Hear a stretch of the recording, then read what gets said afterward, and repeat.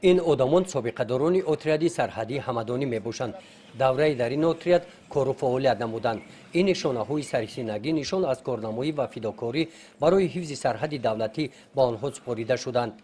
بخشیده به جشن 25 سالگی روز وحدت ملی و 90 سالگی تأسیسیابی اتریاد سرحدی همدانی آنها به این مکان آشنا دعوت شدند.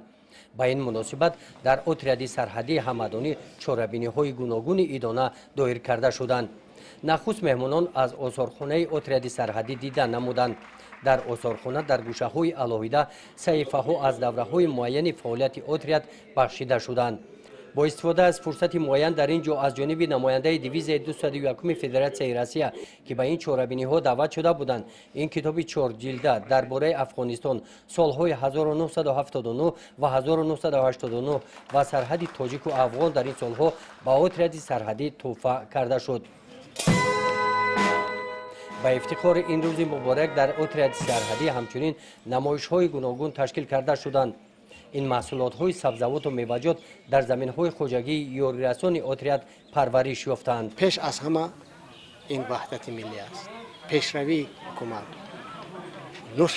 نشء و نمای ملت همش از وحدت عبارت است. وحدت چطور به دست ما آمد؟ ما 27 ایون سال 1997 در مسکو بین گروه ها حکومت و مخالفین قرارداد امضا شد به خاطری که ما وحدت ملی را حفظ کنیم و جنگ برادرکشی را نافهمی ها را برطرف سازیم. در این روز مبارک با اشتراک مهمانان در اتریاد سرحدی همدانی لوحه 90 سالگی تأسیسیابی اتریاد سرحدی همدانی گشوده شد.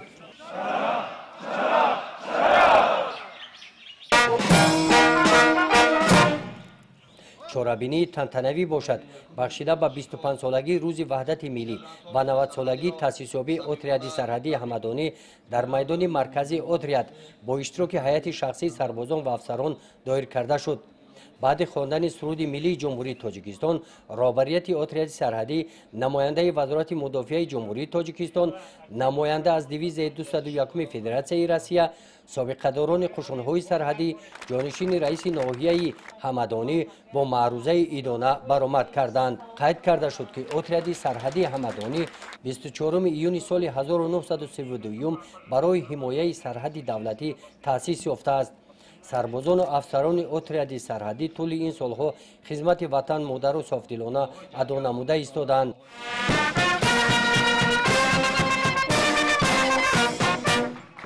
سپس در قسمت مکافات سپاری با یک قطار سربازان و افسران اتریاد سرحدی همدانی از نام رهبریت مدال، سپاسنامه و مکافات‌ها سپاریده شدند.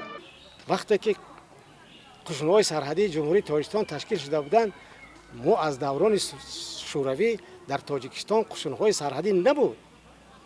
قشون‌های سرحدی هم در اساس قرار شورای 316 برگزار گردیده است. در همون سیسه در 18 دکبر یک بریگاد مخصوص تعینات مخصوصی سرحدی با تصویب رسیده بود، قرار قبول کرده شد و این بریگاد تشکیل شده در سرحد جمهوری تاجیکستان و افغانستان و خطای برآمده سرحد را محافظه کرد. امروز ببینید که چقدر پیشروی ها است. امروز قوه‌های سرحدی ما با تمام استانداردهای جهانی جواب داده میتواند. کادرهای امروزه ما چه افسر چه عسکر همشون تعلیم دیدن، اکادمی ها تمام کردن، انستitوهای سرحدی خلاص کردن، تمام کردن. یعنی که تمام مردم میداند که امروز سرحدبانان اونها و تمام جهان میداند که قابل هستند، قادر هستند سرحد خود را با تمام نازکی‌هایش اجرا کنند. در قسمت فرهنگی چاره‌بینی که در قصر فرهنگ مرزبانان وطن دایر کرده شد، هنرمندان انسامبل دولتی رقص و ترانه مرزبانان با رقص و ترانه‌های دلنشین خاطر اشتراکداران چاره‌بینی را باز هم بالیده گردانیدند. گزارش خواجه نظریف خدای نظر ظهوروف از ناحیه به نام میر سید علی همدانی برای برنامه اطلاعاتی نوید.